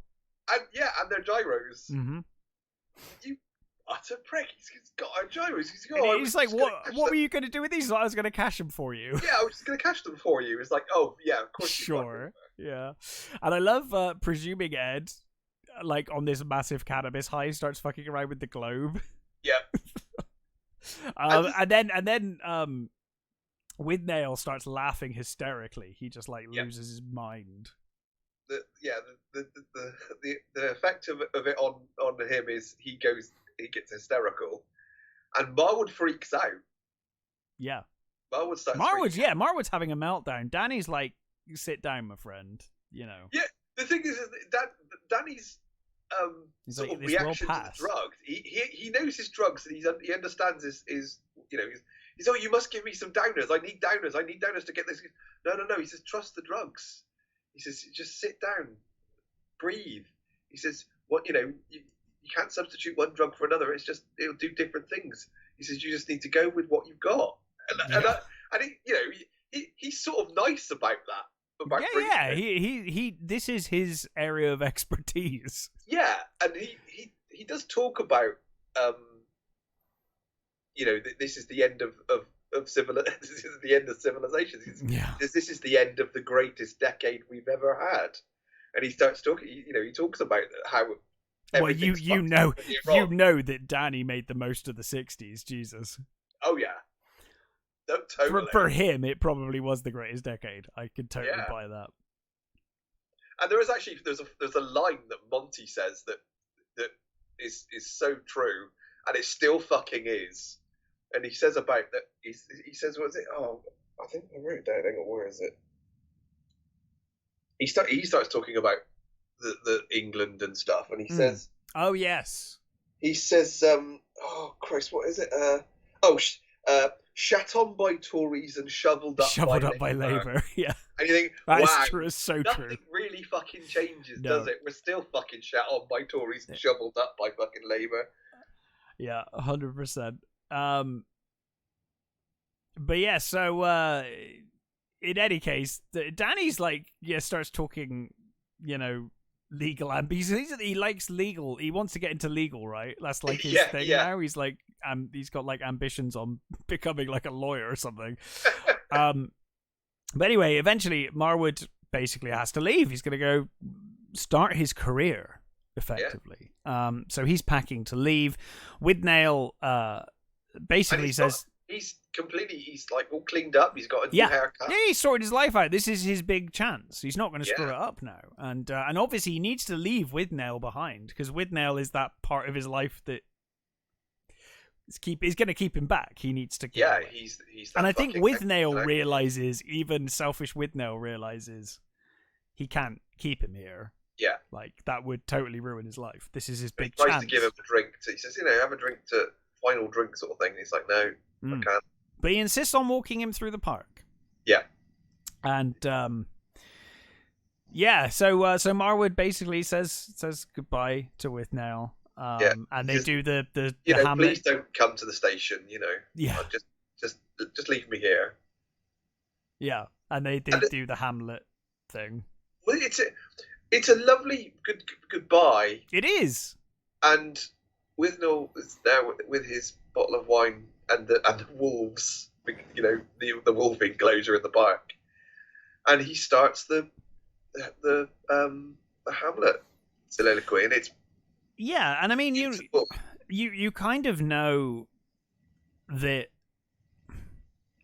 Marwood's, kind of get the impression that Withnail's going to be in this situation till he dies.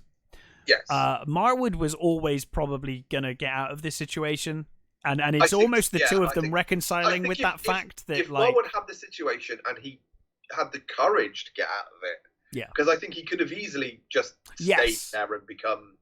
And died there too. Yeah. But he just needed that little tip. He needed that little... A glimmer of hope. Push to get him out and get him away. Yeah. And I've seen I love Hamlet. I think Hamlet's a great play, and I've seen many Hamlets.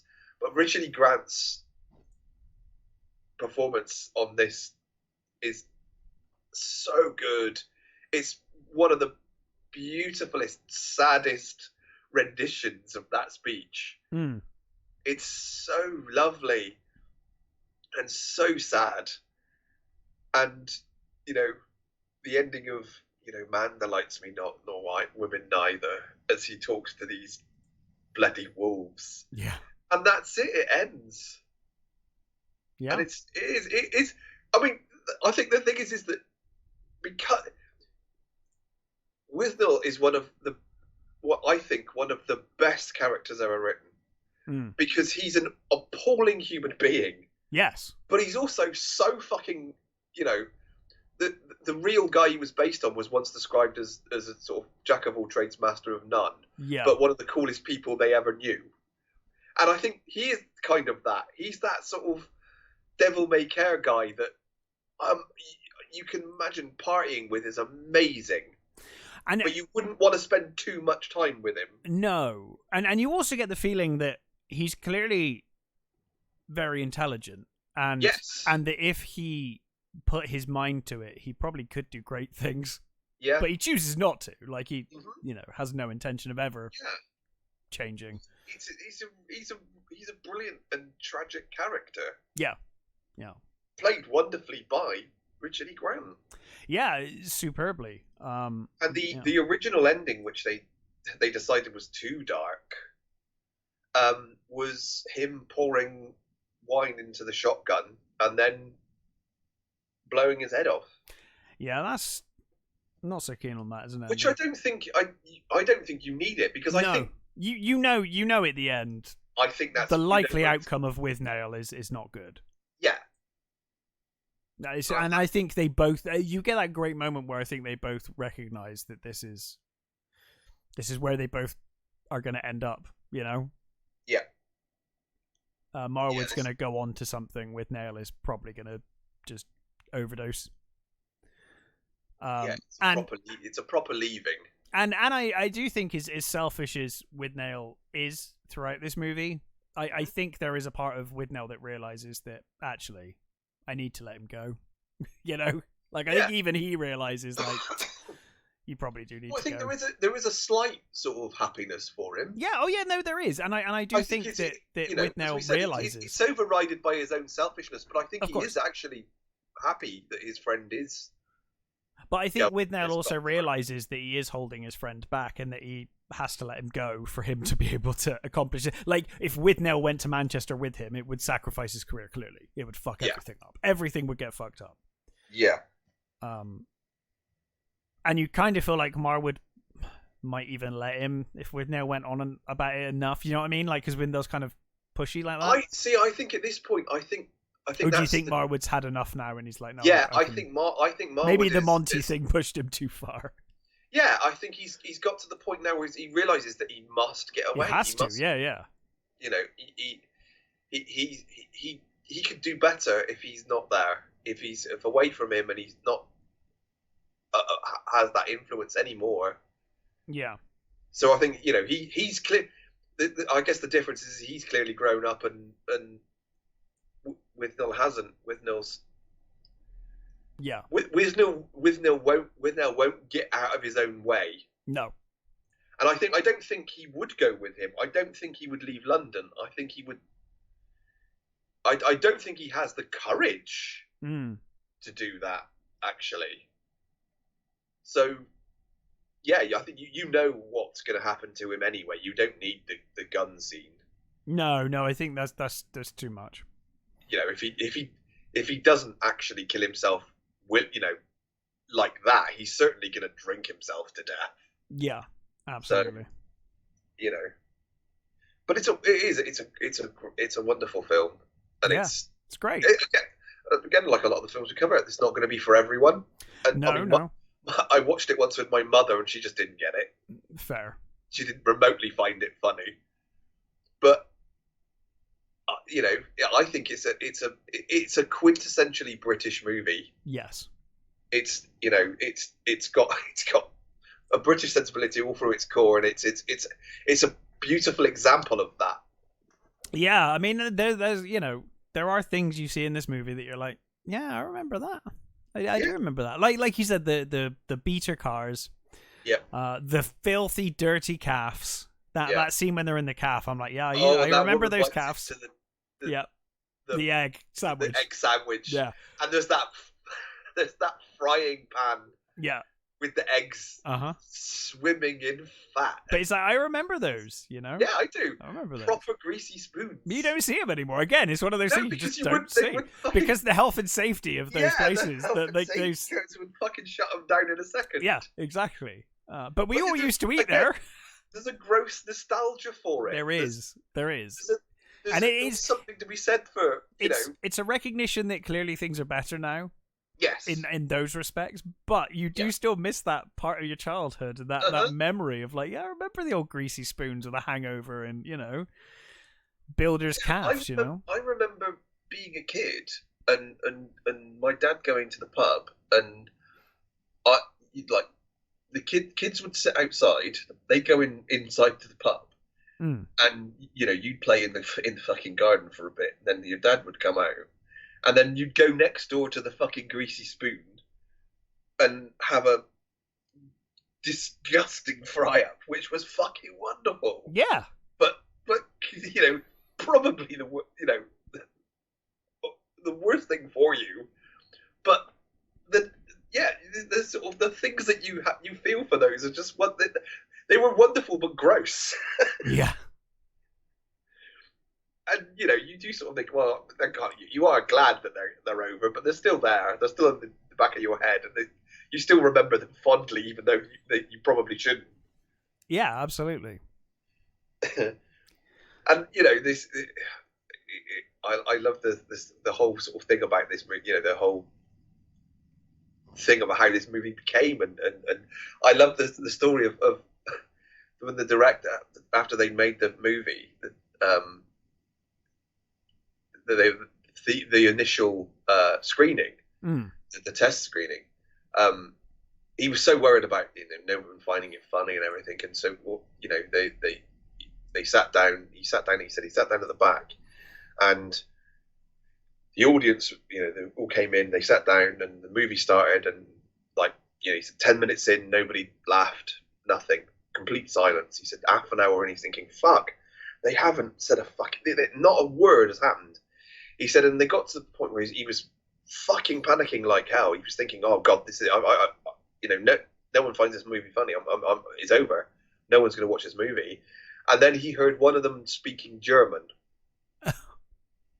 and the assistant, in their wisdom, had gone next door to the language school and got a bunch of German students who didn't speak a fucking word of English. Well, that's a relief.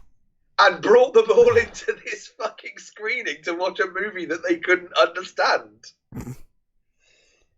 So he was like kind of saved by, at least that was thing. And I didn't actually do that well when it did screen, but people did find it funny, and people did laugh, and when he got a proper screening with people, they did. He said it took a while, I think, for the audience to kind of get that it was actually funny, but once they realised it's funny, they relaxed, and he's like, oh thank fuck, it is actually good. It's people are enjoying it, Yeah. And I think it was another one of those movies that really did find its life on video. Yeah, for sure. I mean, that's how I first saw it. Yeah. His friend had it on video. Watched it with a friend. But yes, Withnail I. I mean, what else is there to say? It's a great movie. It's gonna be Marmite. You're either gonna love it or hate it, and you're either gonna get it or not. And it's a very dark British comedy. Yes. If that's your thing, then this was a fine example of it. And like you said, it probably helps that certainly you and I have known people like these people. Yes, that helps immeasurably. Yeah, I've known weird drug dealers and over the top actors. And Yeah. thankfully, not as hideous as Withnail it is. But yeah, it's. I think that's one of its truths, isn't it? It's one of the great things about the movie is it has a lot of truth in it. It feels like a real thing. And that is what's funny about the situation. That it's just hideous but truthful. Yeah.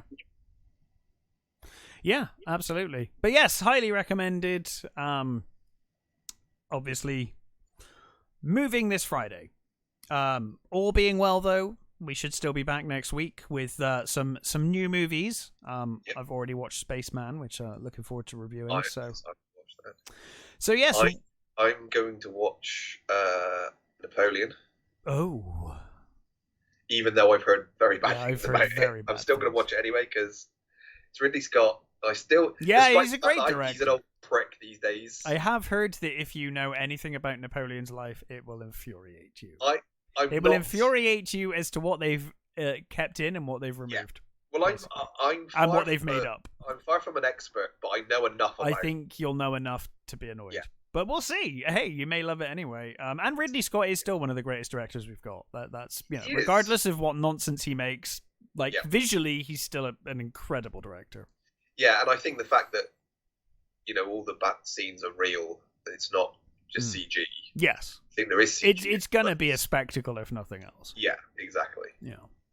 But yes, in any case, have a great weekend. Stay safe, take care, and we will catch you next time.